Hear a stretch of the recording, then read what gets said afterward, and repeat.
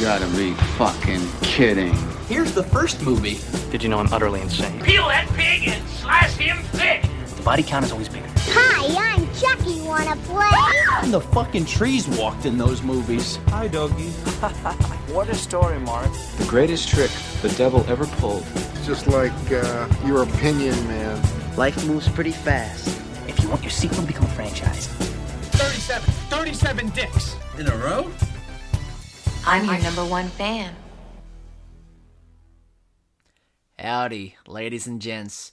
Welcome back to another episode of Marathon Me. Today is a bit of a special episode, actually. We've got a bit of a double feature on our hands. I'm your host, Kane Mercott, and here is the other host of the show, Rhys Marks. And today we are actually going to be covering two of the Wimpy Kid films, the last two that, at least at this moment, that have been released, and hopefully the last ones we'll ever get.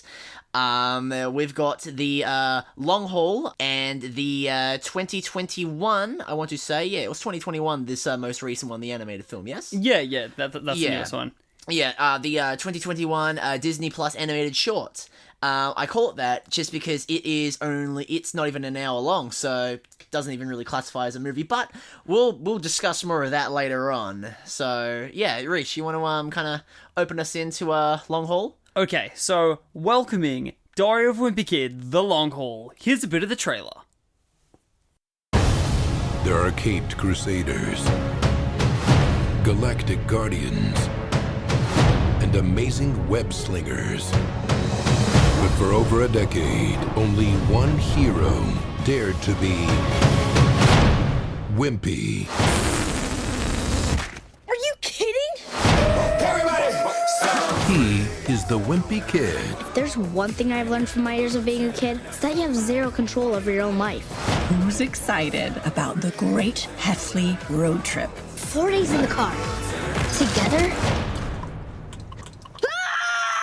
This summer, Player Expo's in Indianapolis this weekend. It's only 2 inches away. Tomorrow we ride, compadre. he's going further Changing destination. than he's ever gone before.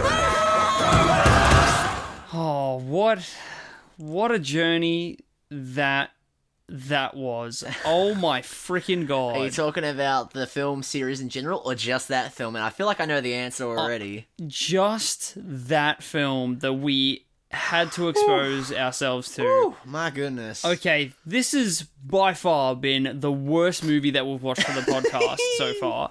Like, as in, and not even by, like, a little bit, by a lot. Oh, like, yeah, by a landslide. I think that the lowest movie that I've rated a film so far that we've done for the podcast on Letterboxd has been, like, 3 or 3.5 stars out of 5. Well, what did you give Bottle Rocket? Because I feel like that was... Wait, was Bottle Rocket or Moonrise Kingdom your least favourite on your Wes Anderson... Bottled Rocket, which I think I still gave, like, 3.5 stars. This was an easy half star for me. Oh, yeah, easy 1 out of 10. It's not good. It's not good. We have...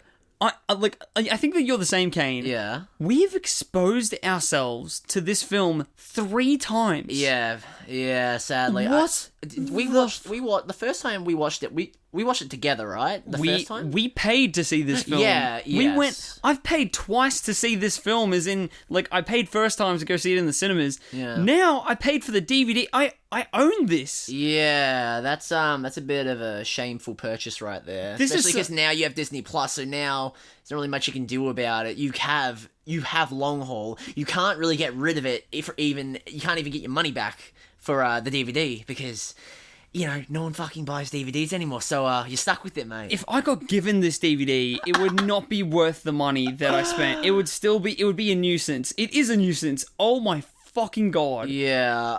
Wow. First off, I just want to start off, yes, we have actually seen this film 3 times. Yeah. Us talking about it right now, this will be like, would have been our 3rd time watching it. Basically, the first time we watched it was, yes, as Rhys said, when it came out, we paid money to go watch this abomination. And,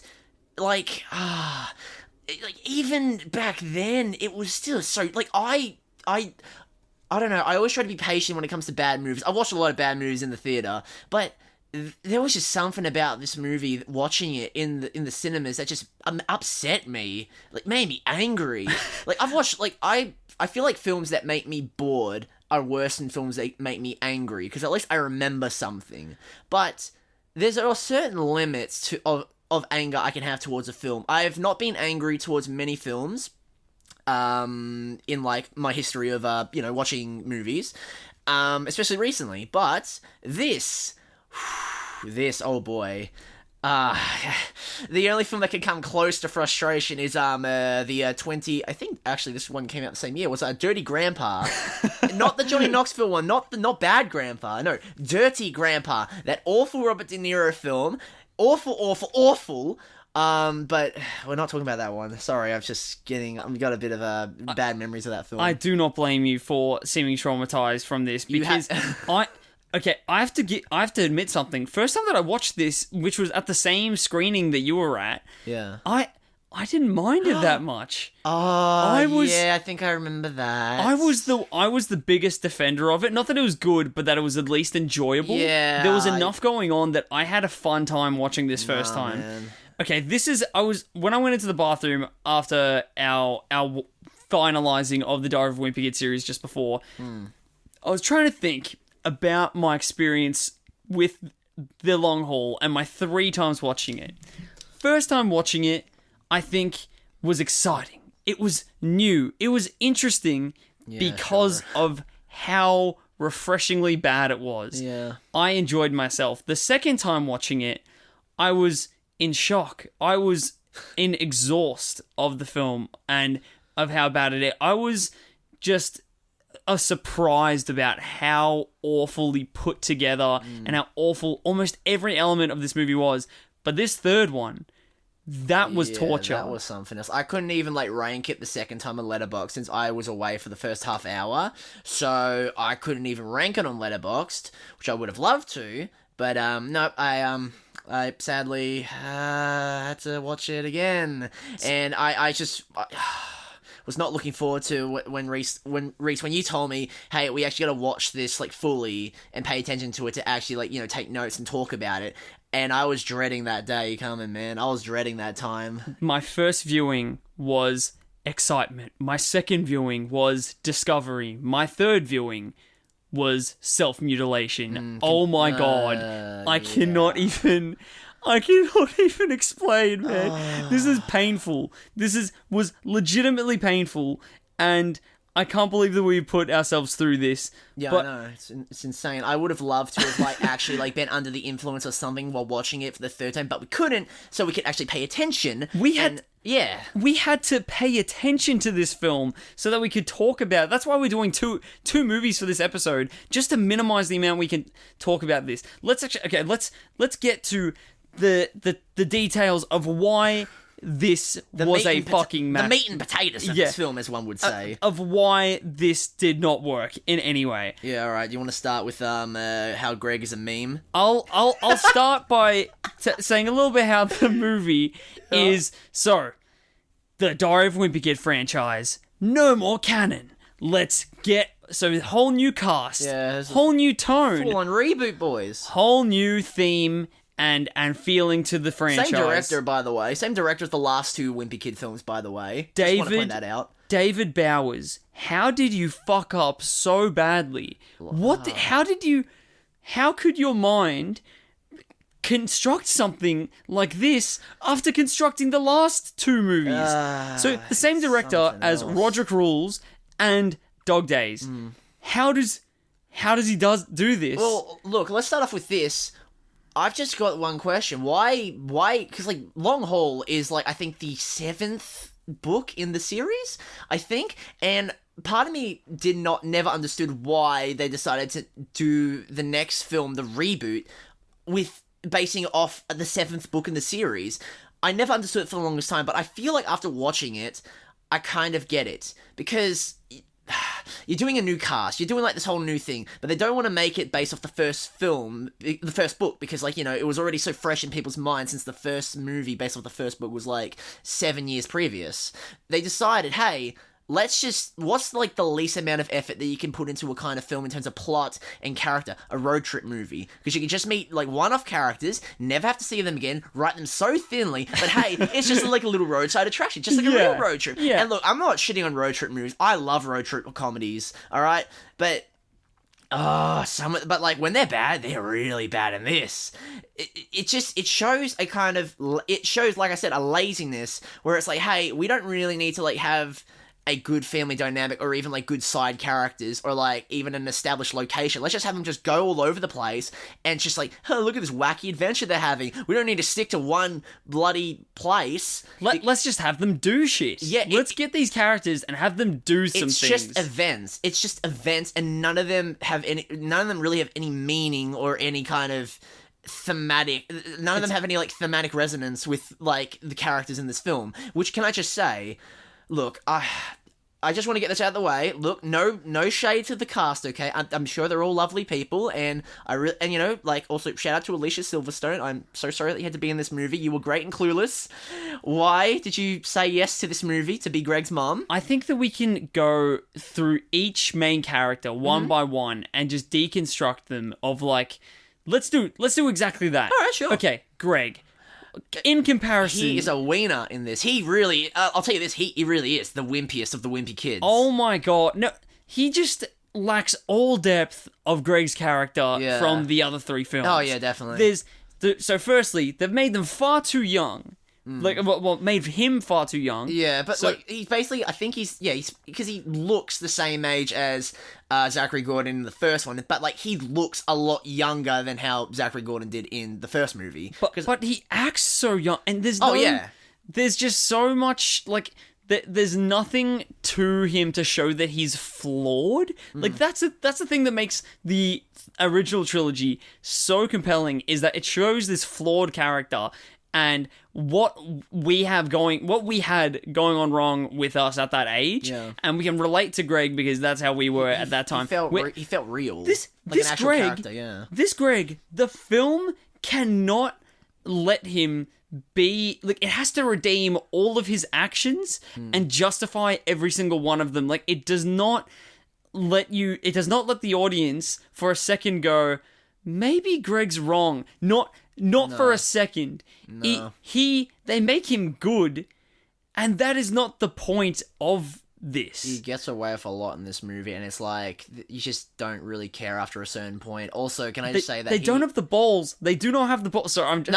Go ahead. There's got to be a lot of anger, I think, being shared through this. A lot of passionate anger. A lot of anger, and maybe also like what's the word? Like apathy, because like I'm just so fucking tired of thinking about this movie that I just want to get it out. I just want to get over and done with. The script and the writers and the directors have no freaking care for, or the balls to show that he is flawed, and that just, how could you do these 3 movies where you do have the balls to do that, and then they're like, oh, people did like those, let's do it again, but without the depth for Greg. That's just why, like, when you have a director that like makes previously good movies, and then it's directed to do, like, you know, like David Bowers, for example, with like how he did the last 2 ones and then did this one. It's like, it's not just having the same director that can make a film or break a film. It's like, you need competent scriptwriters, competent actors, competent, like, just, it's not just up to the director to make a good film. Because, like, when you think about it, David Bowers made 2 great great, enjoyable, endearing kids movies that even people our age can enjoy. And with this, I'm sure he tried his best, but man, the writing, the characterization, just the acting, all around, it's just, even the soundtrack. My God, the soundtrack is so obnoxious in this. It bounces between obnoxious and then just bland, boring, just like over the top, cartoony kids movie kind of music crap. Oh yeah, completely. Very generic, like, kids are gonna love this. They're gonna feel so cool listening to this music. Yeah, no. No. Also, Greg is really just, he's way too, you know how like Greg was kind of like, he was wimpy and like kind of neurotic in like in the other 3 movies, like he was grossed out by like stupid shit and all that. Yeah. They went but like in the first three, they kind of did a decent job at making the world around him kind of disgusting in a way. Like, for example, like how middle school they made, like in the first one, they made middle school like just this vile hellhole, and it's like it's over the top, sure, but like it's like kind of relatable. It's like, oh, maybe this is how we felt when we were young, and they don't go too far with like showing how like kind of vile and disgusting the world around Greg in the first three movies is, you know? Yeah. And then in this one, it's just every little thing. Greg's just like, like he just always looks like he's just about to fucking break down in like just terror from just the world around him. And it's like, what are you doing? It feels so fake, the grossness in this movie. In the first three, it's like that they're showing this grossness as commentary to be like, look, this is what people are like.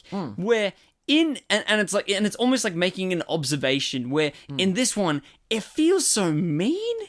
It feels so, the whole movie is so mean.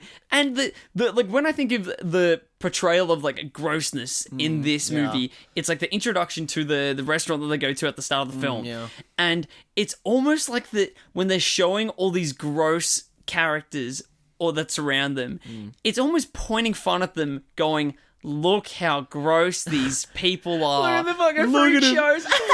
Look at him. Look at that. They're probably poor. They probably don't wash. They go to this place probably to hate eat. Their lives, yeah. Yeah, they probably hate their lives. And like, oh my god, the betrayal of that restaurant is so mean. It's just way too much. It's like a scene where like when they're doing an establishing shot of that opening restaurant and all that. There's like a scene where like I remember like there's like a dad just sitting down and then like the mum just like shoves their baby on the baby with like a changed diaper on the table. Oh yeah. And it's just like this isn't real. This isn't like, look, I'm not asking for a kid's film to be realistic, but this whole film, not just that opening scene, but this whole film it just feels like you're watching like just a cartoon. It's a cartoon that is terribly made and like borders the uncanny valley in a terrible way. It's so funny that like the other film, the animated film, feels more grounded in reality than this movie now that I think about it. Yeah. Like, and Rowley doesn't close his mouth in that movie. Oh god. We'll get to that. Don't worry. Okay, let's go through the family quickly. Yeah, so sure. I'm going to leave the best for last, of course. Yes, please. So please do. Okay, so let's go now. The mum, Alicia Silverstone. Just so boring. She tries, but like, nah, Alicia, man, this ain't it, man. I knew that the first line that made me just, what's the opposite of being sold on someone or sold on something? To just make me shut down on her and getting connected to her. Yeah, I can't think of the word, but I is get when what you mean. when Rowley makes this Rowley makes this joke about like that he only gets 1 hour of screen time a week. Oh yeah, which is an okay line in the film. Yeah. And then it cuts to Alicia Silverstone very awkwardly responding with, "I'm the worst mother on earth. I have failed as a parent." I have failed as a parent. What? And it's just so awkward and ill-spaced and just inconsequential. Yeah. Just like it happens and then there's silence. And then the conversation keeps on going. The film is waiting for the audience to just start laughing at like, look at this funny line. Real parents wouldn't say that. Yeah. It's like, oh no. Yeah, and she just doesn't really do much in this either. She serves. It's so strange because it's this like cast of not notable actors, and then Alicia Silverstone. Yeah. Why is she? Is she the only notable actor in this? That I know of. Yeah. What? Yeah. Why? How? Okay. I don't know, man. Like, I don't know what else she's been in post, like, Clueless and Batman and Robin. But yeah, like, Alicia. She shows her face here and there. But I don't know what she's been in, honestly. So like, it's just ultimately boring and a bit annoying. Yeah. But not as boring as the dad. Oh man, they did Frank dirty in this one, man. Frank just is a nothing character. No, he's in this. literally he's literally just a watered down version of like the businessman, the business dad archetype in every kids movie. You know how like a lot of kids movies in the 90s were like, the dad, he works too much, he's too busy for his family, but at the end he's gonna learn that family's more important than work. It's like they did that in this film. They did the whole business dad thing, but they didn't really business dad. They didn't really I don't know. It felt half-assed, kind of. It does. Like everything else in this film, like every other character. Oh and my god! All he ever focuses on in the entire film is just like work and I gotta keep it a secret that I'm going on vacation with my family. I gotta keep it secret from my work. Frank, grow some fucking balls and just tell them, hey, I'm on vacation. I'm going to fucking Mima's birthday or funeral, whatever the hell it was. It was a birthday. Yeah, it was a birthday. Yeah, I wish it was a fucking funeral. Yeah. That would have given it a little bit more like rawness to this. Yeah, exactly. To this film. Yeah. And yeah, they get to Mima, she's dead. Yeah, she's gone. Nah, just Frank, I don't know. At least if Mima died, it would have given them something to deal with. It wasn't just their own freaking incompetence. Yeah, they could have just they could have just put a Little Miss Sunshine and just killed off the grandparent. Yeah, yeah. Like, they kill off like the fucking grandfather in that one. Who you know the grandfather in It's Always Sunny. Yeah. Little Miss Sunshine won an Oscar for that movie, yeah? Oh, really? Yeah, No. Alan Arkin won a Best Supporting Actor Oscar for that movie. Damn. I'm not sure. I love that movie. I don't understand why he won it, though. That's a bit bizarre. I don't know who else was nominated that year, but, like, must have been a slow fucking year. Jesus. So with, like, Frank, it's such a perfect example of just how one-dimensional everyone is in this. Yeah. Oh, yeah, He is just business dad. Yeah. That is all. That's all that you see of him. And then he learns that the family's more important than work.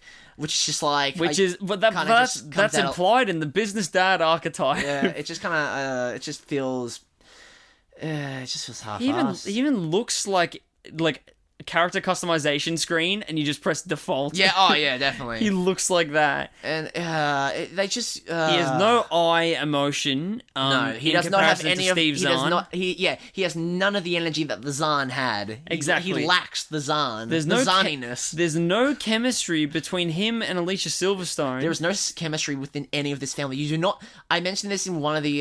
in I think the first episode. You do not believe that this is a family. Oh, no. They don't really look alike at all. For God's sake, one of their kids is Asian. Like, Roderick is Asian, I'm quite sure. He visually appears to be Asian. Yeah, he's not, but like he looks it kind of. Is he not Asian? No, the actor's not Asian. No, I don't. I don't know honestly. You think I researched these actors? Well, no. He does not. They do not look like they could be a family. Feature-wise, no. He does not look related to any of them. Like, yeah, they just kind of just got random actors together and just like, all right, you're family. Be a family. I think that ethnicity-wise, Roderick looks a little bit Asian. I reckon that, Greg looks a little bit like Cuban. And then... Okay. And then, Frank just looks like the most milquetoast fucking white piece of shit ever. And then the kid just looks like completely European white baby. Yeah, like, as in Manny. Manny looks like European white baby, chubby cheeks with, like, red. Yeah, and they're all red. Yeah. Like, they do not look like a family unit in any way. And they don't look it, they don't act it. Like, it's just, you feel like they just really just kind of met each other, and they're just like, okay, be a family, cool. Whoever did the casting for this film, oh my god, you must have been able to find, like, actors that look similar, and can act. Of all the people that you had to get cast for this movie, you picked all of these people. Yes. Like, just... And then we got Manny. Manny, I think, is more annoying than in the trilogy. There's something about this kid that makes him more kickable.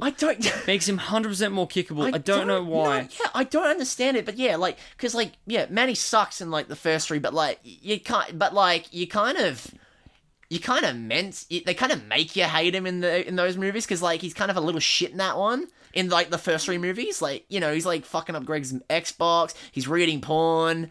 As all children, he's like he like full on pisses in the pool and like splashes Greg with it and laughs at him.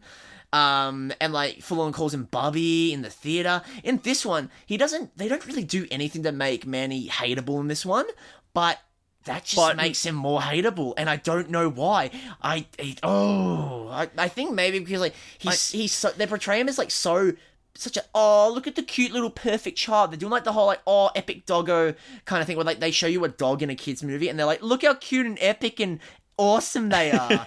And that's what they're doing with Manny in this, I think. I think that you're right. Oh my god. They're doing like the whole kids movie thing where they show something cute and it's like, look how perfect they are, and I fucking hate that so much in kids movies. Like, I hate the whole, like, look at the cute dog. Like, there is an example. There is this one movie called Playing with Fire, starring John Cena. It's like where he, like, he's a fireman and he adopts some kids. Yeah, I know exactly what you're talking about. There is, like, I think there's, like, over 20 shots of just the dog reacting. And I cannot, I that's what broke me towards that whole cliche. I cannot stand I cannot stand, like, cute animal reactions just for the sake of, oh, look at the cute animal reacting. I hate it so much. They always do it in movie trailers, they always do it in kids' movies, and they always do it in this movie, except this time it's Manny and that stupid fucking pig. Not to shit on, like child actors, but I think that, like, because of how Manny seems older in this, I think, or more mature in this than in the past movies, I think. Well, because, like, you know, Manny in the other movies was a real 3-year-old, you know? I think that the Manny in the other movies looks like he has that child dead stare. Yeah. And it seems like his acting performance seems like the child is just reacting to things, where this child seems so much like you can tell that the child is acting. Yeah. And because of how it's older, it does annoying kid things, but acts annoying kid things instead of doing annoying kid things. Yeah, it feels disingenuous. And acting, which makes it so much worse.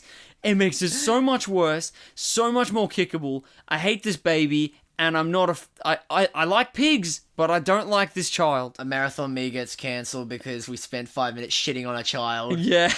But seriously, fuck God. Manny in this one. And also, fuck that stupid pig. I wish they never went back. I wish they never went back for the pig at the very end of the movie. Count on you. That. 3, 2. Yeah. Okay.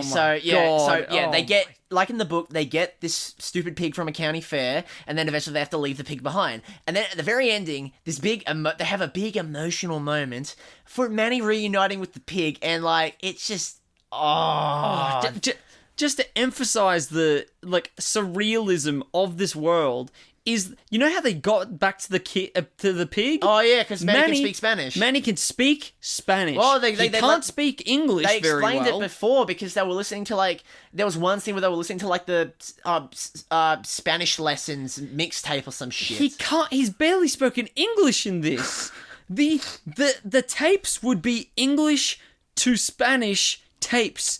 You cannot learn how to speak Spanish if you do not know the language that it is being taught from in this tape. Look at how clever this little baby is. Look how clever and funny this. Oh, I'm not expecting that. Oh, he can speak Spanish. Oh my god. Oh, he's reunited the cute little pig. Oh my god. Like, oh my god.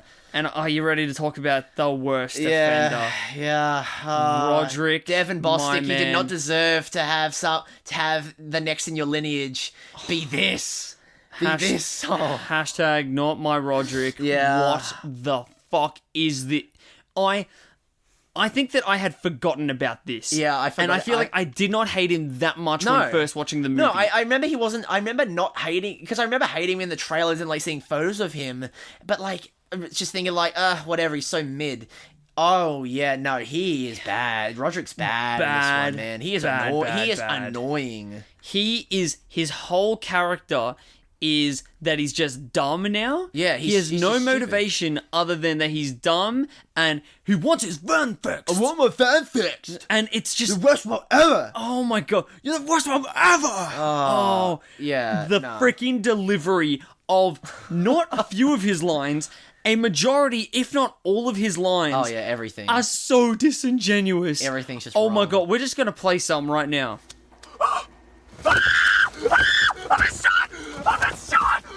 This is totally not cool. I'm not giving up my phone. Yeah, if he's not giving up his phone, I'm not giving up mine. And he's not giving up, I'm not giving mine up. My brains! My needle, my brains! I'm too young to die. Who do you think you are bossing us around? I'll never play Ozman. I'll never see Lord and Diaper in the Hall of Fame. The Rock and Roll Hall of Fame. You're the worst mom ever. Yeah. What is that?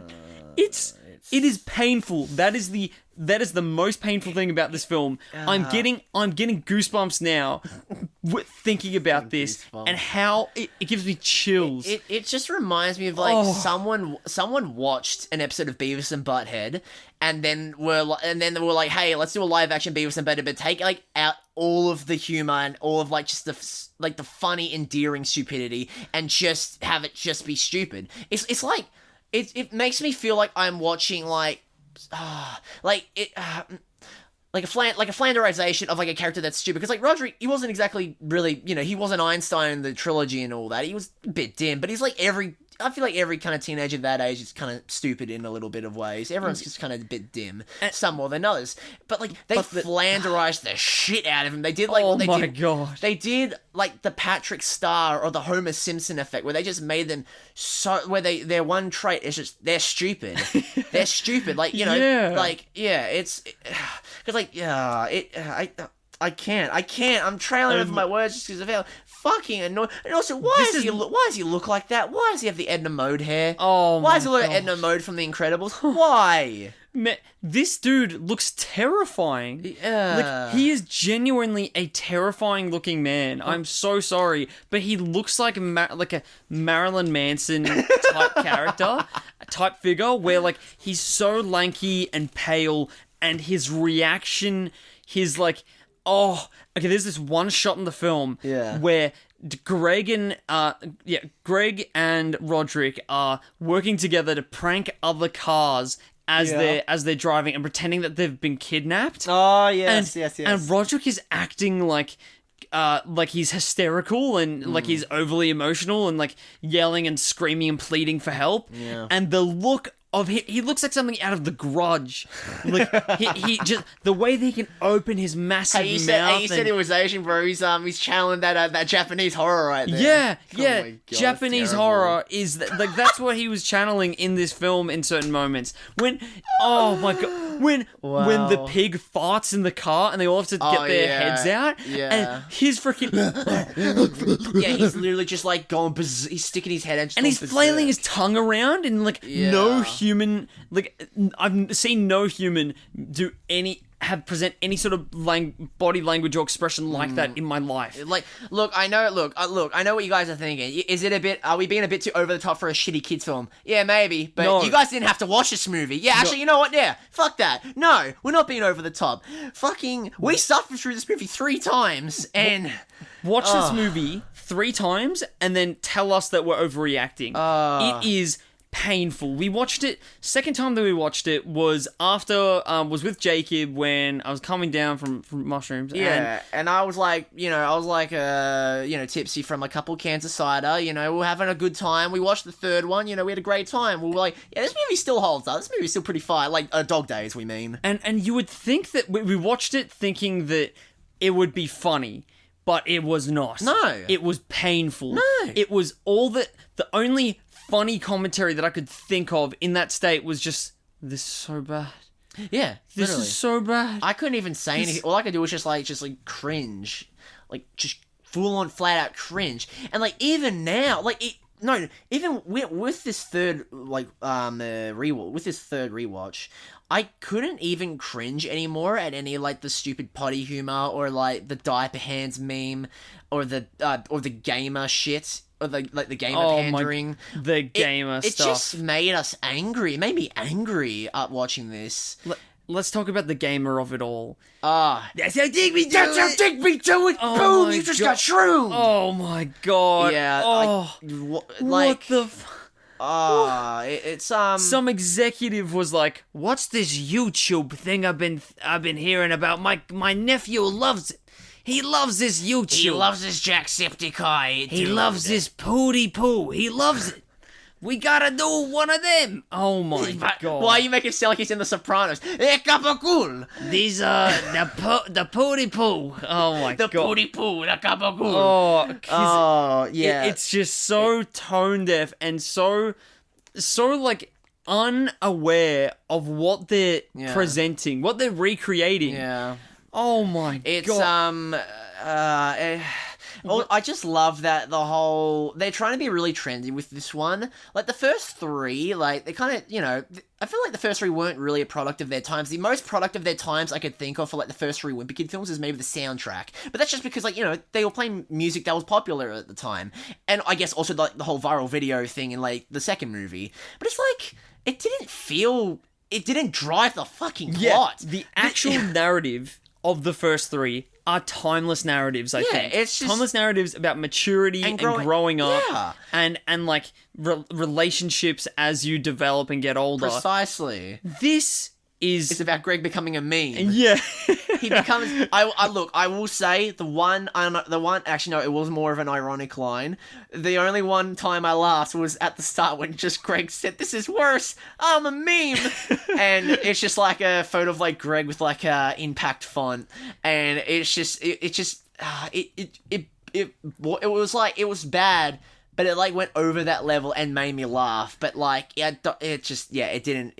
I didn't want to give the movie the satisfaction of that. I feel embarrassed just by saying that I laughed at that. Not by the dye pants thing. The dye pants thing is fucking abysmal. Oh my God. The Greg just saying that he's a meme. That was funny just because it caught me so off guard. But yes, Greg becomes a meme, and that is like the big conflict in this movie. Yes, there is family conflict, blah, blah, blah, blah. Oh, we're going to spend more time together as a family. No one cares. Fuck off. Greg becomes a meme. That's it. In Diary of Wimpy Kid 1, Greg becomes a friend. In Diary of Wimpy Kid 2, Greg becomes a brother. In Diary of Wimpy Kid 3, he becomes a man. In Diary of Wimpy Kid 4, becomes a meme. He becomes a meme. He becomes diaper hands. Diaper. It's a diaper. It's a diaper. It's a diaper. Oh my God. No, oh, this is hurting me. This is bringing physical pain. You want me to put you in more pain? Hey, let's talk about Beardo and his family. Oh my God. Let's first. We'll save the villain. I just also want to say that like people are like. Are being so insensitive to this child. Oh yeah, he is a child. Yeah, with the diaper. And all these adults at the play center restaurant at the start of the film. Yeah, they are the ones that are facilitating this and like picking on him and laughing at him. There are full-grown adults just filming this kid just freaking out. Imagine Greg shouldn't be freaking out this much. You're 12. Just take it off. Don't swing your hand around like a fucking moron. As much as we would, I think that the extent of our reaction if we saw a he's like 10 or something, a 10-year-old kid, with a nappy on his hand in a ball pit at a play center. We're both 20-year-old men. You're 21, and we're fairly fairly mature, but as well as fairly immature. We would at most maybe have a giggle, but then also be concerned for that child. Yeah, but to film it and laugh directly at him and make a meme and make a meme out of it and post it, we would not have the consciousness to do that. No, it's just why? It's not even that funny. It's not funny. It's not.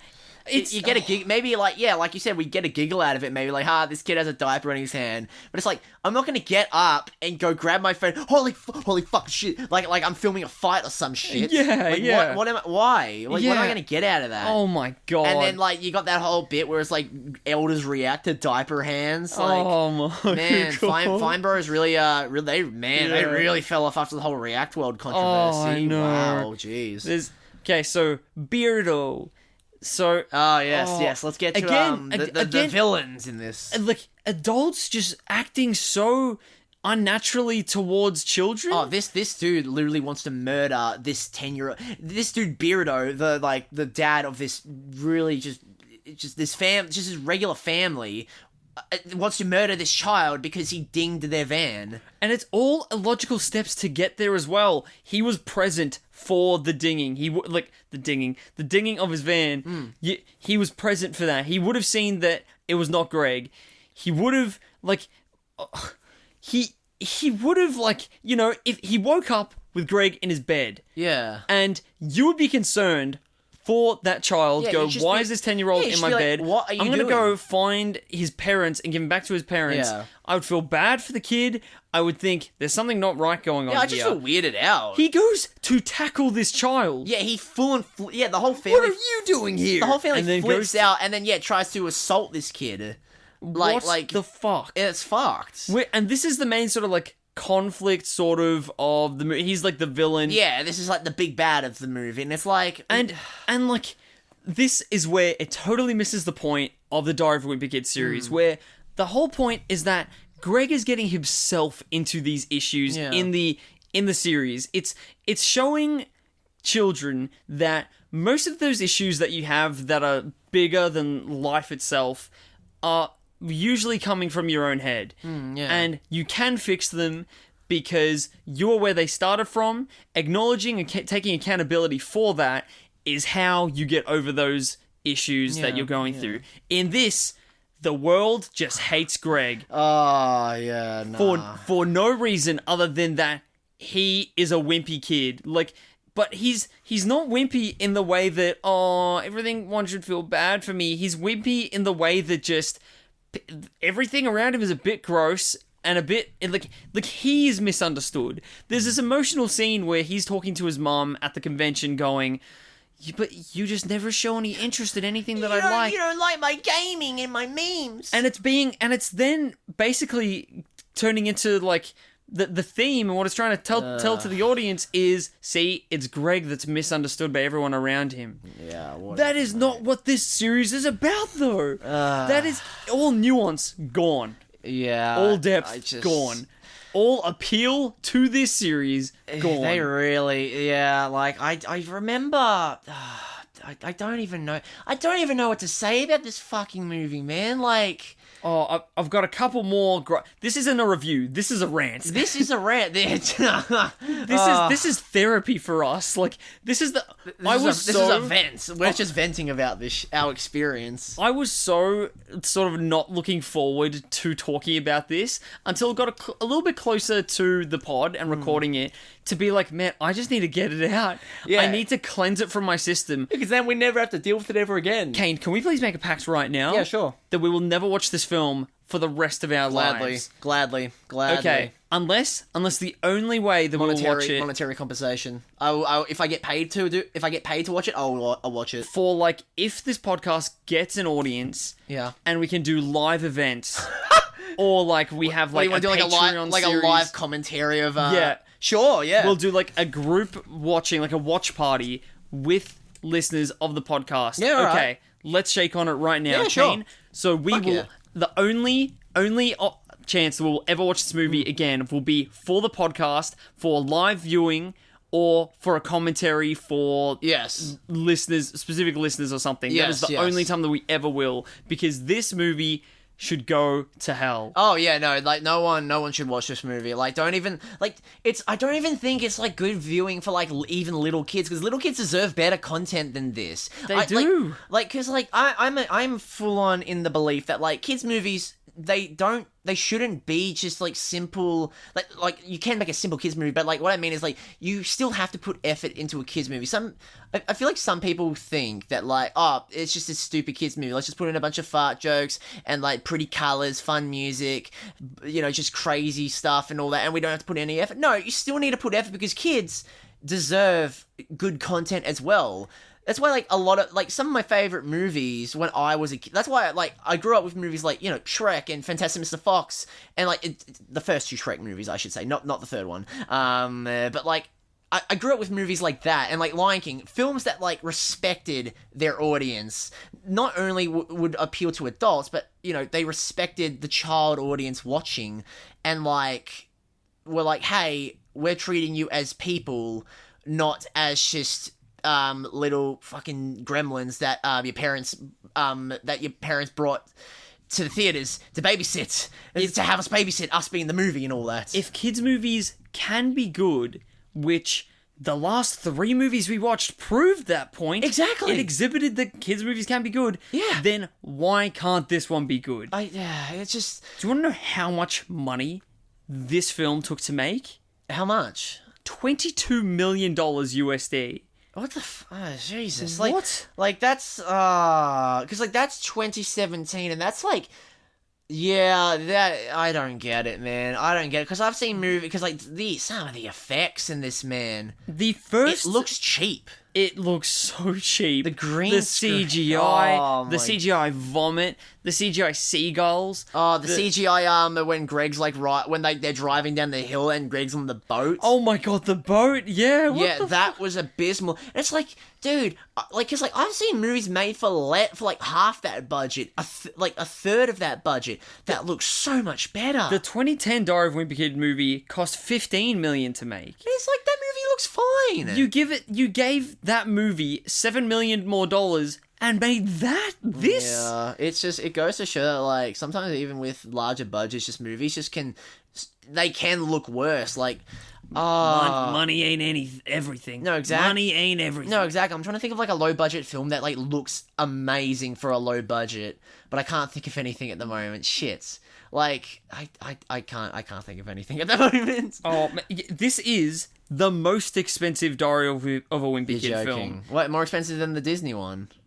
Oh, the Disney one wouldn't have cost that much. Yeah, definitely. Yeah. I mean, but like, I just say it just because like it's got that Disney money. Oh, okay. Because like it's Disney Plus. I figured that Disney would have probably shilled a lot. So let's do a breakdown of the budgets of these. So first one was $15 million. Yeah. Second one, Roger Rules, $21 million.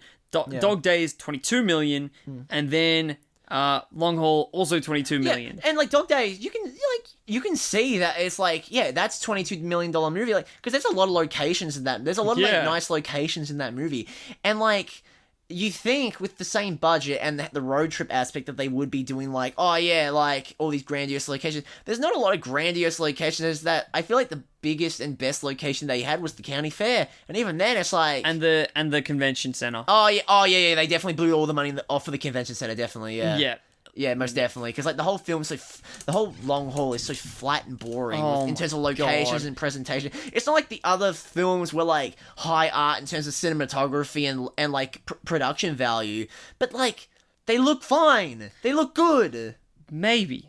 Just maybe. Except for the party scene. The party scene is a god tier in terms of cinematography. Oh, yeah.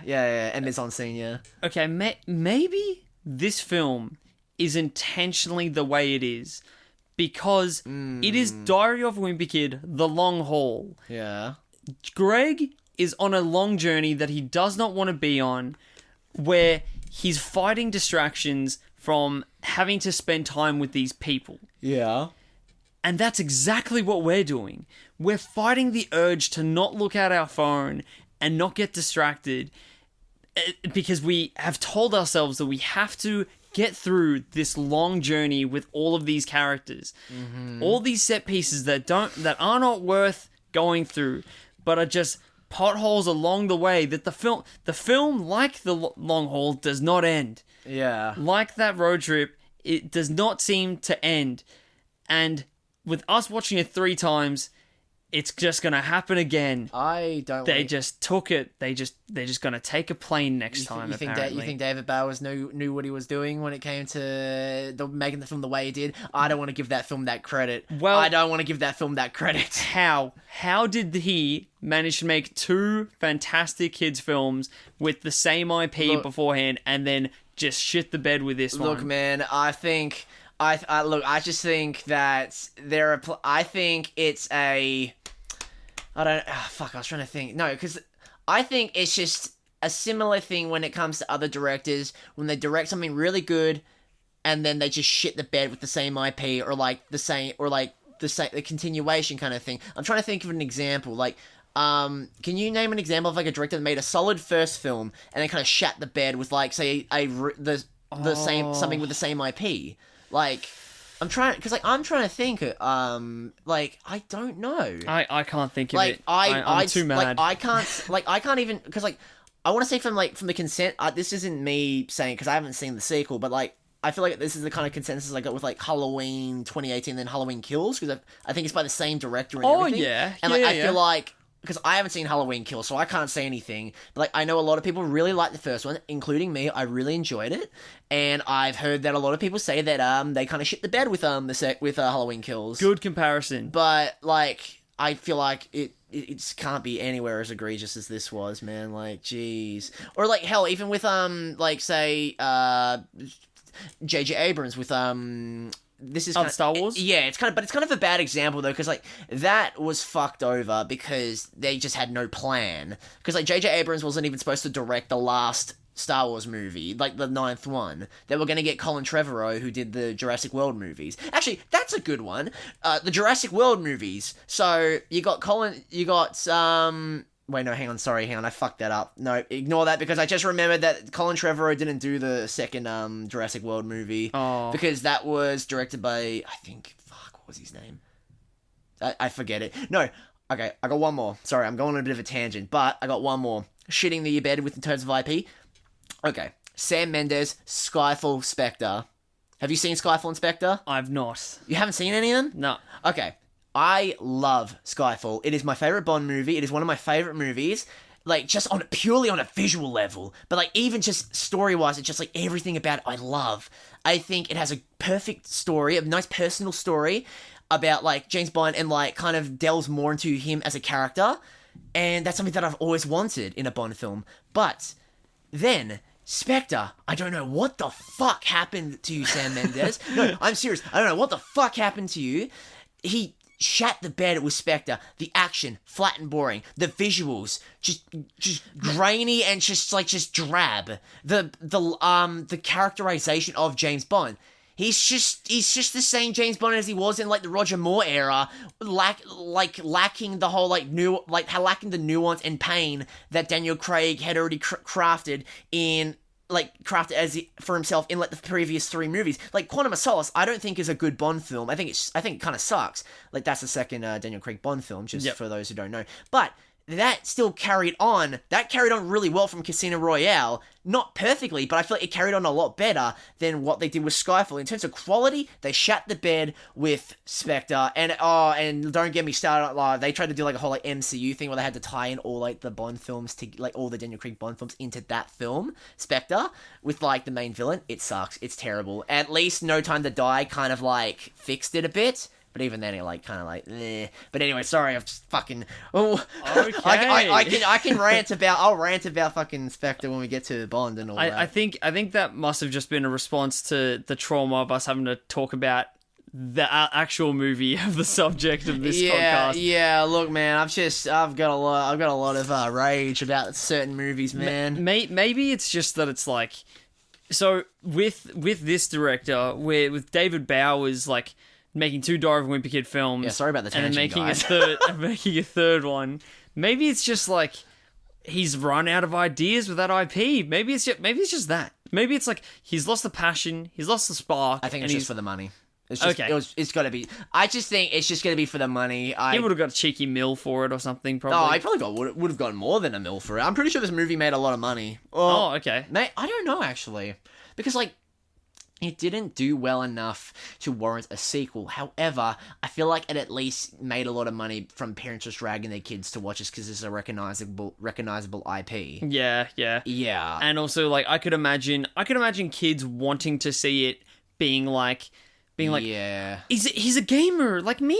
Yeah, he's a gamer. He's an epic memer. Oh my god. And there's only 2 more things that I want to say about this movie, so that we can wrap it up and then go to the next one. Yes. Okay, please. I think that the next one should be quite short. So Rowley.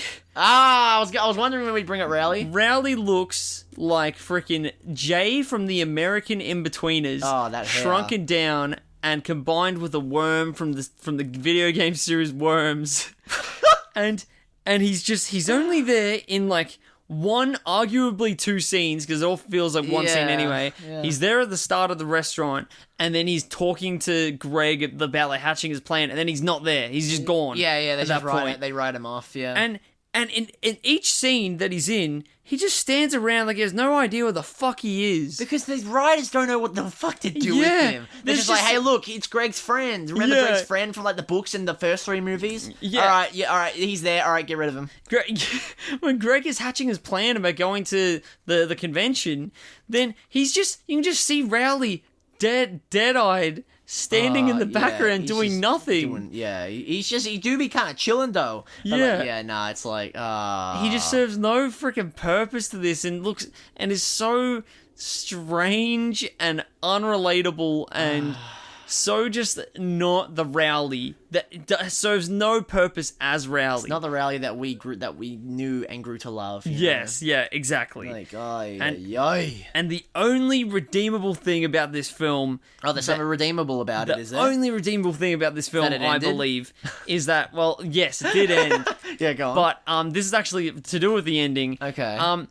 As it ended, we got to the DVD menu, and they had a blooper reel, and it looked like people had fun making it. Yeah, at least people had fun making it. Yeah, look. That's the only joy that this movie has brought, I think, to the people that made money hanging out and being shit actors, directors, writers, and anything in between. Yeah, at the end of the day, they had fun. We certainly fucking didn't. But knowing that other people had fun at the expense of the expensive hours. Yeah, okay. God, it's like it's so funny because like I can't remember a film. Because like we had, you said earlier in the review that we haven't reviewed a film like that we really, because we've been marathoning for a while now before we conceived this show. Oh yeah. Like I think the previous film, because like when we started marathoning, was there a film that we hated as much as this? Because all I can think of on my end was Halloween 3: Season of the Witch. I fucking hated that movie, which is sad because I was actually really excited to watch that when we did our Halloween marathon before, obviously conceiving the show, because I was really excited to watch it because like I had only seen it once, and I really wanted to give this a chance. It's like, it's something different. I want to see how this is. And I couldn't stand it. I fucking hated it. No, I have one that I hate more than this. I think I know what it is. Jason Goes to Hell is another half-star film. I can't. I think that it resonates more on a painful level because I adore the franchise so much. Oh yeah, yeah. And because I adore those films and the characters. It's just it's such an ass fuck. It's such an ass fucking of the Jason Voorhees legacy. Yeah, it makes no sense. I kind of like the movie, but man, I need to rewatch it again. That's for another episode one day. Oh, because definitely, I'm so down to do Friday. I want to do Friday 13th so badly. Yes. I think that are you satisfied to put this to bed? Yes. Let me just see if there was anything else I wrote down. Just put us out of our misery, man. Yeah, please. Yep. There is really. But put the audience out of their misery. There is really, not actually. I got like 15 more notes to say about this. Oh, we're gonna be here all night. I'm gonna fucking strangle you, Kane. I'm going to. Oh, trust me, the audience will do it first. We've come in. 2 hosts left, 1 host. Oh God, no, we are finally into the podcasting ring. We are finally done. Okay, are we done and dusted? Yes, we are. Yes, we are, good sir. Goodbye, Diary of Wimpy Kid long haul. You will not be missed. Hello, Diary of Wimpy Kid 2021. Here's the trailer. First of all, this is a journal, not a diary. Tomorrow is the first day of middle school. Luckily, I'm not alone in this middle school thing. I've got my best friend, Riley. Here's what you need to know. Watch where you sit on the first day of school. Don't use the bathroom on the second floor. And finally, don't get the cheese touch. Because if you do, you might as well be dead. Thank you, Roderick, for that wonderful pep talk. We're out of our league here. Maybe my mom can homeschool me. Hey, Greg! Want to come over and play? Yep, I'm pretty sure I'm going to be in therapy over this. So, when the 2018 reboot didn't work, Disney thought, how about we just try again? Yeah. But this time, they went all origin story-like and just pretty much remake it. Yeah. This is a remake. Yeah, it's just back to basics. Essentially a remake. Now it's animated, so that's interesting, which, after doing a bit of research online, like as in watching reviews of some of the other Diary of a Wimpy Kid films and hearing what other people have to say, it seems like that was something that was actually demanded for a bit. See, like, I remember when I heard about the idea of Disney Plus doing an animated Diary of a Wimpy Kid film, I was not against it because did you ever watch the test footage short for the Diary of a Wimpy Kid animated film? They made they made a short, like, test footage, and it's like Greg, I think he's like rolling a snowball, and like the animation looks a lot. Was that the short film that we watched together? No, not the hand drawn one. No, there's an actual CG short film. Oh, okay. Oh shit, I should have shown you that before we actually started recording. Oh, nah, it doesn't matter. I'll show you afterwards. Okay. It looked pleasant. And I remember being like, hey, you know what? I'm not against this. Also, because it reminded me a lot of the animation style of the Captain Underpants CG movie. Did you ever watch that? I didn't get to watch it. You didn't watch it? You didn't watch the one where Kevin Hart plays a 4th grader in that movie? No. Dude. But man, that actually, like, that fits very similarly in with this film, that Captain Underpants movie. See, has a similar art style, a similar thing that it's like a feature film based on, like, but books from our childhood. Thing, though, like that and the Captain Underpants film, and then also this another similar art style, the Charlie Brown movie that came out a couple years ago. Oh, yeah. Do you remember that one? Yeah, I never saw it, but I really like the animation style of both those movies. I've seen the Captain Underpants one, really like it, and I really like both their animation styles. So, when I saw that Dora Wimpy Kid was kind of going that same way, I was like, hey, you know what? Maybe this could be good. Like, sure, it won't be as good as the live actions, but hey, can't be as bad as the other film that shall not be named. The one that was struck from the canon. Let's try and avoid you saying the name. What movie were we talking about again? I can't even remember. Me neither. It's cleansed from my subconscious. I don't even know what we're talking about. Cleanse? What? Huh? Yeah. No, but so I was not against the idea of them doing a kind of CG movie. I would have preferred, to be honest, I would have liked a hand-drawn kind of Wimpy Kid in the same style as the books, but we're not going to get that. Disney don't be doing no they don't be doing no 2D animation anymore. So that's what all these call to actions were referring to. They wanted an animated Diary of Wimpy Kid in the style of the book's animation. Yeah, because from what I saw, people were like the movie that should not be named. People were praising it for at least the animated scenes they thought were quite good. Yeah, so they're like, we would love an animated movie, feature length. And then Disney was like, no, live action. No. I think that Disney, they heard the call for help, but did not look into it. No, they were like, animated, okay, let's just do what Disney does and let's just make it all CG, which, like, again, could have been good because the test footage looked quite fine and I liked the style they were going for.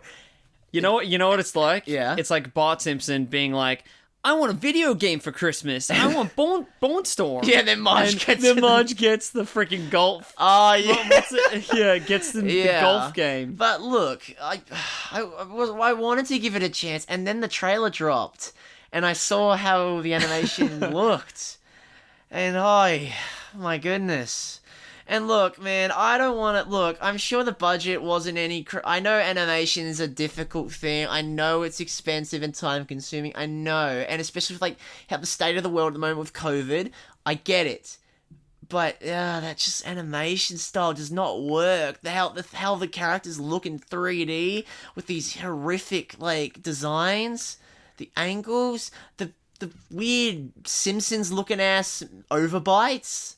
Yeah, it doesn't translate well. No, it looks like I'm watching 3D Simpsons. Yeah, it just doesn't work. But can I say my opinion about this film? Yeah, go ahead. We haven't even given our opinion on the film yet. Yeah, go on. I didn't mind it. I honestly didn't really mind it too much. Yeah. For me, it's getting 2.5 out of 5 stars. That's what I'm gonna give it because I honestly found it in some ways charming. Okay, alright. But narrative depth ain't there. Yeah. It ain't there. And this is like, I think that this is a kid's film that's not actively bad. It's just a little bit soulless. Yeah, Immediately as we exited the movie, I'm trying to compare my emotions to this film from the other film. Yeah. And this one, I think, was made by, like, a board of directors, a board of executives, that you're not really creatives, but they were like, okay, so this will make money, and it was like a maths game. This film creation process was a maths game, where the other one was just incompetent people. Yeah, just incompetent creatives. Not knowing what the fuck they do were not doing, know what they're doing. Like, as in, just came out of film school, but just bludged the whole time, and they somehow got the job because of the degree instead of their portfolio. Yeah. So that's where I think the real sort of difference stands out. Yeah. I'm gonna be honest, man. Like, just this film did nothing for. I mean, look, okay, it didn't. It did nothing for me, honestly. I'm not gonna say it was bad because it wasn't. Honestly, it was not a bad film, but it wasn't a good film either. It's just a film that exists. I got nothing. It sure does exist.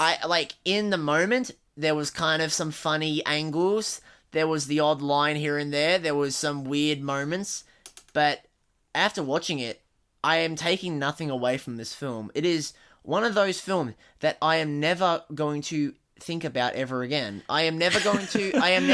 No, but like, here's the thing though. I don't think it's worse than the film that should not be named, because it's not. It's just, like you said, soulless. There's no.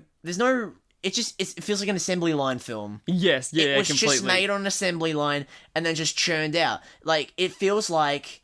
What's like a good example of an assembly line film that was just made and then just, yeah. Oh, probably something like a shot-for-shot remake of, like, The Lion King or something like that. Yeah. But, I still haven't even watched that movie. I refuse to watch that. Like, it definitely feels like filmed by committee instead of filmed by creatives. Well, yeah, it just feels like, it's just one of those films that they just made just to keep the IP. It was like that. I reckon that they would have had a lot of, like, American shopping mall focus groups with kids who got free Diary of Wimpy Kid show bags for like staying in on this like focus group, and the parents either could walk around the shopping center, leave their kids with this dodgy executive. It just reminds me of that episode of The Simpsons where that creep takes the kids to go watch the Itchy and Scratchy and do like a review of it and all that. Yeah, exactly. I reckon that happened, and there was a guy that was like, "So kids, what did you like about the movie?" And one kid puts his hand up, "I liked Fregley. I thought he was funny and weird, and I liked Fregley." And they're like, "Okay, we put more Fregley in it. All right. What does people not like?" I like this executive voice you got going on. I didn't like Roderick. I didn't like the big brother. He was scary. Okay, we'll get rid of him. We barely even have him in here. I didn't like the complex characterizations of the relationships of Greg and Rowley. Can we get rid of that as well and just make it very surface level? Cheers, mate. Yeah. That. I'm really stupid and don't understand anything that has any depth. So can you just make things occur in this film and cause and effect? Have about three causes and 3 effects. It's just. Man, that one kid that was like, I don't like the clarity of Susan's voice. Can you please just get that? Oh, wow. Okay, Can you please just downgrade that? That is one thing I actually, you know what? Yeah, there is one takeaway I do have from this film. Susan's voice. Hilarious. Her voice. Okay, her voice is clearly like recorded on a computer and all that, because, like, you know, it was filmed. The movie was made during COVID and all that, so obviously the actress, like, bloody had to record her lines at home and then send them over. What the fuck was that setup, man? They recorded them over Zoom. This is not in any means like showing off our podcast, but it is more just showing how shit that audio was. Yeah. Is that our audio quality is 10 times better than Susan's dialogue. You want to know a bigger insult? The audio there sounds worse than my audio during my old YouTube videos that I'd record with a fucking broken Guitar Hero mic. It's so unimmersive and hilarious when you'll be somewhat immersed because the voice acting is like okay of like Greg, and then fine, Susan will she sounds like a robot. She'll respond like a robot. It's so fucking funny. She got some bloody just like robot parts put in. She like is oh my god, Greg's mom in this is a robot. She was an extra from Cyberpunk 2077. It explains she sounds like a robot and sounds broken, just like the game. Wow. It explains the lack of any sort of personality of the mom. Oh man, like I have here's the thing. I remember when this film came out, some people were saying like, yeah, it's more closer to the books and all. It's more closer to the first book. They skip a lot of fucking plot details in this movie, man. They skip a lot of the big plot details in the first they skip a lot of like the first book's main plot things and all that, like the play and all that. From what they skip in this as well is it takes integral parts from the narrative to like grant so much less weight to the narrative arc of Greg. Yeah. Like, what the fuck? Because pretty much in this, so the conflict is... So Greg actually isn't even that bad. He's fine. Like, no, he's just a generic kid in this one. He's just a generic kid who he screws over Rowley. Which is probably, like, I think the worst Greg, honestly. Because, like, I get nothing out of this Greg. Yeah. I get nothing out of him. I mean, his performance is fine. It's alright. It's better than the other... It's better than the previous movie, but, you know... Yeah, oh my god. So, he does break his arm in this, but he actually shows some sort of remorse and compassion in response. The one breaking his arm being Rowley, not Greg. Just yeah. Greg does break Rowley's arm in this. Yeah. But there's... that's the only thing that he really does wrong by Rowley. Rowley is more of an asshole to him. Yeah. By, like, you know, stealing his comic and stuff. Oh my god, I love that. Because it plants the seed of conflict in this film when Roderick is like, oh, that Rowley kid, I thought that you were babysitting him. And then making Greg feel all self-conscious for Rowley as his friend. But then it almost seems like that it just, like pops that balloon immediately. I think like about 15 minutes later or 12 minutes later is when Greg goes, actually, I like Rowley and he's my friend. Yeah. And then that conflict's done. And then there's a whole breaking his arm thing. Yeah. And then still at the end it has the same resolution where Rowley eats the cheese and then Greg, like, he takes the responsibility for it. But he didn't need to do that. Like, that they had not established that in this film. There was no reason for, like, Greg to be, like, do the self-sacrifice thing, because, like, he did not really do anything wrong in the rest of this movie. And it wasn't like they didn't have any runtime. This movie goes for 54 minutes. It's a literal short film. I'm not kidding. And it also isn't like that they couldn't have, if they wanted to keep it to that number of minutes, they could have maybe cut out some of that random Fregley shit, which doesn't amount to anything. Oh, there's a lot of Fregley. There's a lot of Fregley in this movie. There's a lot of Fregley, and it has no relevance thematically. But we do see Fregley's mum. We do know that Fregley's mum exists in this. We do hear her voice. We don't see her. We see a silhouette and hear her voice, but we know she exists in this one. And so I guess know that she knits socks. Yeah, and she's generous. She's kind. She's compassionate. So this Fregley, it has the best life out of he has the better life compared to the OG Fregley, the good one. And his house is sick. Oh yeah, he's got like a bloody haunted mansion house. He's got Goosebumps looking ass man. Yeah, Goosebumps looking ass house. Amazing, I love that. Yeah, lighting wise, it was actually pretty decent. Actually, some nice shots. Some of the characters that I don't think work in this are Rowley for design-wise and character-wise. Oh, Rowley sucks in this, man. Like, character-wise... go on. Character-wise, he is always just so, like... He's honestly worse than Greg. Yeah. So he, like, is less compassionate with Greg than he is with Rowley, which is... We have never seen so far. Goes against the point of, like... That goes against their function as characters in this universe. Yeah.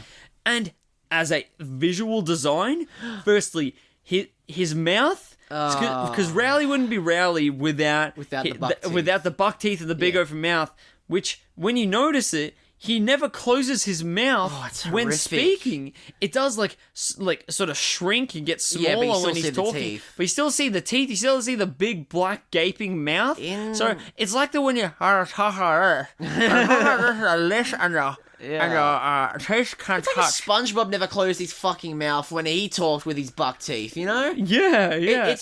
It's horrific. Like, and like it could have, like, I guess it would have sacrificed like the look of Rowley in the original design, yeah. But some things just don't translate well. Yeah, you have to adapt. Yeah, they adapted other stuff. Yeah, exactly. They adapted other stuff in this movie. It's just and his dead eyes. And that open mouth and dead eyes does not translate. That is not the Rowley that you know and love. Nuh-uh. That is a freaking husk a husk of a human being in a peanut body. I never thought that, like, I'd see the day where Rowley was, like, one of the worst characters in a Wimpy Kid film. Since, like, he was always, like, he was always the good boy in the original three. Exactly. And he wasn't in the fourth one. Yeah. So, you know, I can't really say much about that. Yeah. But, like, in this one, yeah, he's all right, well, one, he takes a lot of shit, like, when Greg is kind of like, I'm trying to think of, like, when Greg says, like, oh, we don't say hang out anymore, we don't say play, we say hang out.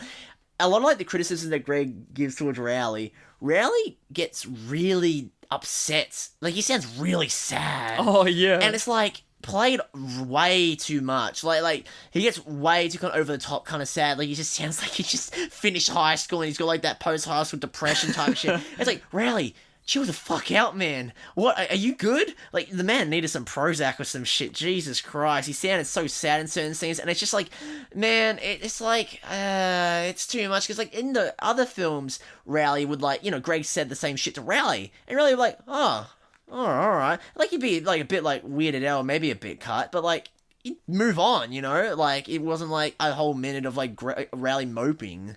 There's no weight. There's just no fucking weight. I don't like Rowley in this one, man.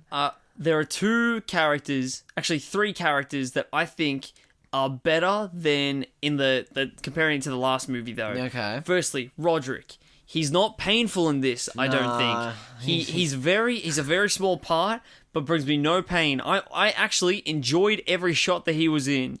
I enjoyed it because he was there. He was fine, I guess. Secondly, I don't like Roderick's. I'll bitch more about the animation later, but yeah, go on. I just don't like Roderick's design either. I don't think any of the character designs work in 3D. No, they don't. None of them do. They do not. But anyways, do go on. There's secondly, Manny. I think that Manny is probably the least annoying Manny out of all of them, and also I sort of find Manny cute in some of the scenes. He's the most hideous in this. He's the most hideous in this one. Oh yeah, he's got that ugly cuteness that I think's very cute.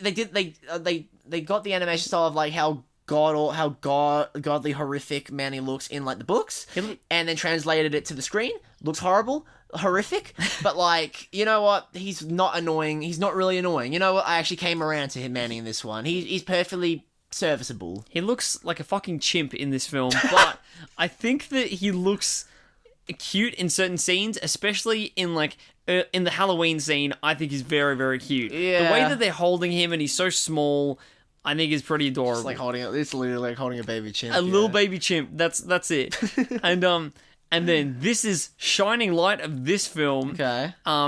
Coach Malone? Yeah. Coach Malone. The best character? Yeah. Yes. No, Frank is not that bad. I think Frank's alright. He's in, like, 2 scenes, though. I think Frank has more depth in this than he did in the last film. By far. I got nothing out of him apart from the final scene he was in where he splashes them with water, those weird water effects. And then he's like, you guys all good? Yeah, you're good. And he's like, that casual indifference in his last scene after dumping water on the kids' heads, that felt like the Frank of old. Yeah. That felt like a Frank that I know. You know what vibe he gave me in the introduction? What? He gave me Hugh Neutron vibes. Like, as in Jimmy Neutron's dad. Nah. Because of the way that he was, like, the way that he was constructing this cube of pasta. Okay, sorry. I thought you were talking about, like, anytime he opened his mouth. No. Okay, that's... Yeah, okay, yeah, actually. And he is so I have recently started watching all of Jimmy Neutron again, because I got the box set for Christmas for myself. And I thought that I would love this throwback, and I'm sort of hating it. But anyway... Really? Oh, man, we gotta talk about this after. Yes. But the best thing about that series and that property, I reckon, is Hugh Neutron. Hugh Neutron's the best character, yeah. He's infinitely, like, quotable, I reckon, and I just want to, like, print photos of him. You don't like Sheen, bro? You don't like Sheen? You're not gonna watch... Sheen actually annoys me a lot. You don't want to watch Planet Sheen? Oh, I want nothing to do with Planet Sheen. Oh, what about Carl? He's trying to fuck. He wants to fuck Jimmy's mom. Oh, God. No, yeah, I love that. I just watched that episode where that comes from, and that's actually a great episode. Jeremy, let me fuck you. I can't do it. No, I can't stop. Jeremy. This is Ultralord. It's Jimmy. That just sounds like coked out Quagmire. Yeah. It's Jimmy. I was thinking like Kid Kramer. Yeah. Jerry. Jimmy. Jimmy. Yeah. Okay, so that animation, that water animation. Let's keep on talking about that. I don't like it. Weirdly fluid and detailed water animation, and also background animations at times looks like real life. The backgrounds are kind of okay, I will say. Almost too detailed. But like, I can't get over the character designs, man. There's just some things that just should not be in either live action or in CGI. The Wimpy Kid character aesthetics in the illustrations, they don't work in 3D because like they are made. I guess it works because like in the books, a lot of the side characters are made to be purposefully ugly because like Greg, it's like, oh, everyone is ugly but me kind of meme. He like draws everyone kind of like exaggerated. I get that, and I get like this film wants to like kind of carry on they want to carry that on, but like it doesn't work. It's just so off-putting. It just made me like just upset and weirded out watching it, and and like even with the backgrounds as okay as they are. It's nothing special. It's like, it reminded me of the Scoob animation a bit, where it's just, after a while, it just, the like, hey, this is okay kind of feeling wears off, and then my eyes just glaze over, and it's just nothing to me. So like the rest of this film, man, it just means nothing. Just like life, nah. No, but like, nah, this film was just like, it doesn't make sense about the animation style. What? Is that... Oh, I didn't even mention this about the last movie as well, but I'll say it in one hit. So, the animation style is because it's Greg's diary and Greg's interpretation of things. Yeah. So, in this world, it exists, where Greg exists, his drawing is exactly real to life.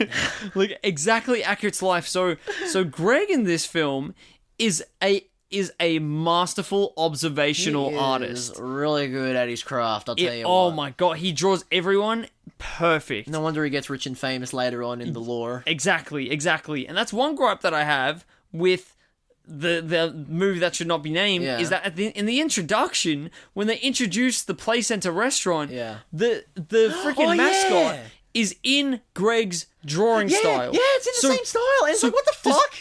Does that mean that like Greg designed this? Every universe. If he didn't, then what the fuck? Why is that? It's a unique art style that is Greg's. It is in the the function is within the form, and it just completely ignores that. You know what I really want to see? I just want to see like a multiverse movie where like all the Gregs come together. My god! You've got Zachary Gordon's Heffley. It'll be like a Spider-Man No Way Home. It will be. You got Tobey Maguire, which will be Zachary Gordon. You got Andrew Garfield. No, I don't want to compare Andrew Garfield to the He Who Must Not Be Named the other Greg, because I like Andrew Garfield and I don't like that Greg. But like, get all the Gregs together and. Just because they're all connected. They're all together.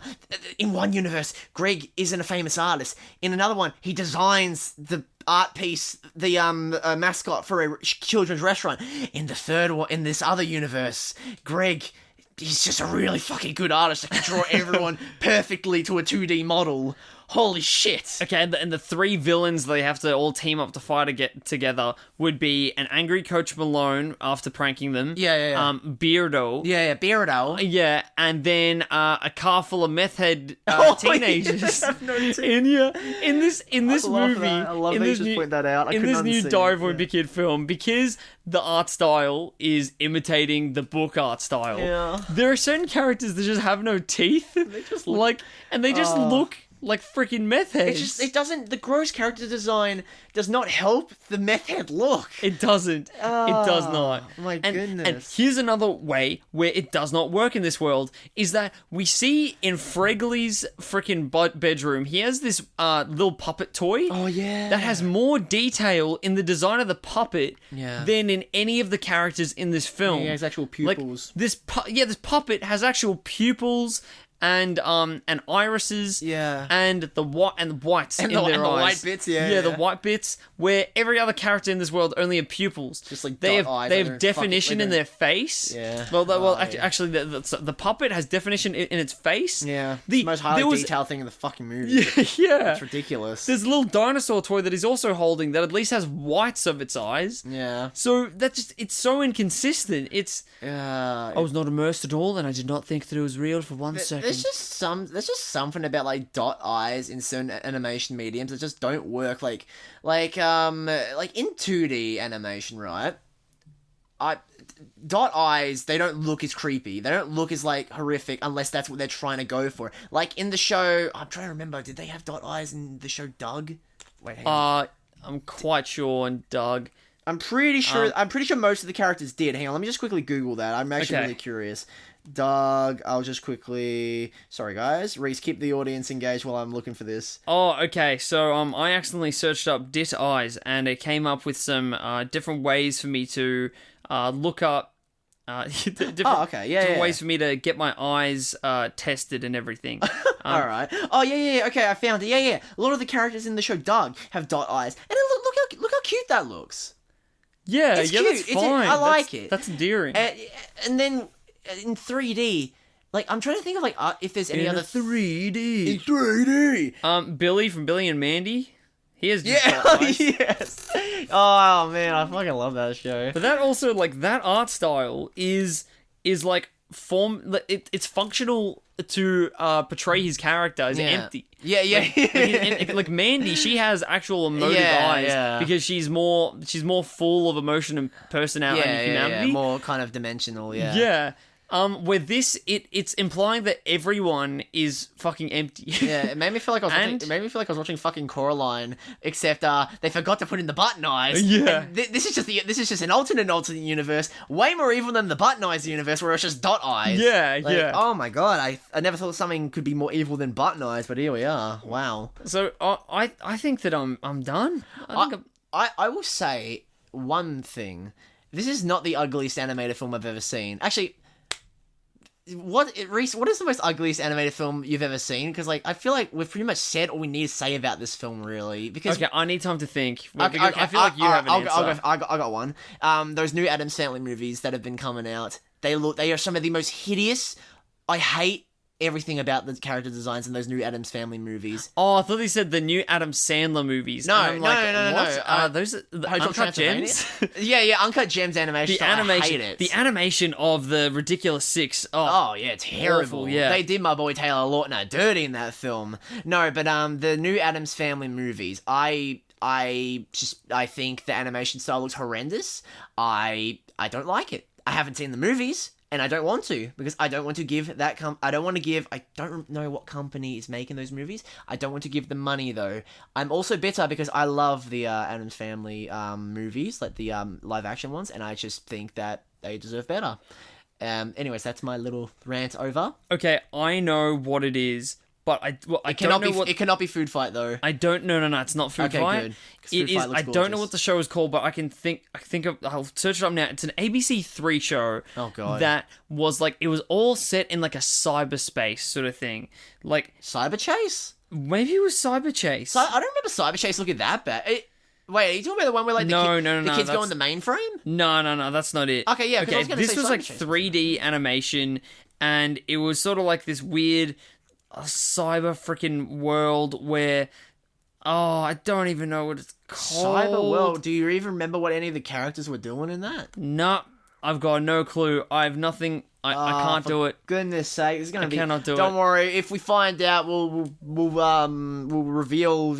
We'll reveal it in the next episode. Yeah. The next series. It's some sort of 3D animation that was, I think, from like 2004 era. Mm-hmm. For a TV show, you could just obviously they didn't have a lot. They didn't have a lot of resources to put in there. Yeah. Can CG animation count? Oh yeah, definitely. Like the Addams Family movies are CG animation. Oh no, I mean like I was gonna say you mean like CG in. I was gonna say something like Spy Kids 3D or something. Oh no, like dude, that. Spy Kids 3D is so fucking funny though. That is it's just hideous, but terrible. I love it though. There's something kind of endearing about how horrendous that looks. I don't know why. And just how incompatible the freaking CG is with the real world. I love Robert. I love the fact that Robert Rodriguez directed that. Like, he makes good movies and then makes shit like that and Shark Boy and Lava Girl.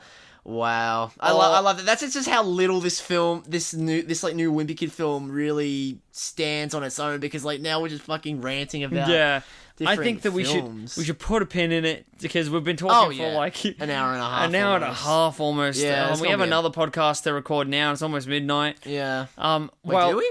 Yeah, the ranking episode. Oh yeah, we do. We've got a whole ranking episode for you all in the next episode. So, do you have any last thoughts about these two films? I think I'm ready to put them to bed. I'm done with the. Yep, I'm done with them. Yeah. Basically. Okay. Thank fuck.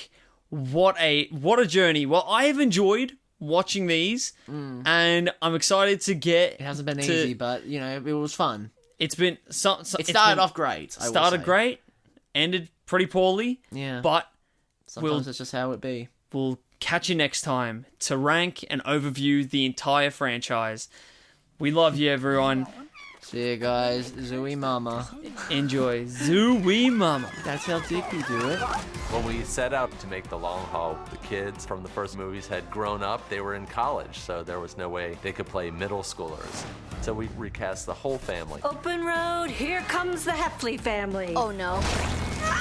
We found Jason Drucker for the part of Greg. Jason was just perfect. He's very confident. He knows how to game the system. This is where I was meant to be. Charlie Wright is bringing something really funny to Roderick. I think he really gets the character. Hey, why are you being such a spaz? He's a great actor. I got us a microwave pizza. And we're just really so lucky to have him. That's a mini safe. When we found Owen, we knew we had our rally. He has this nice, amiable quality to him. Casting did such a great job picking just the right kids, so you really can't go wrong.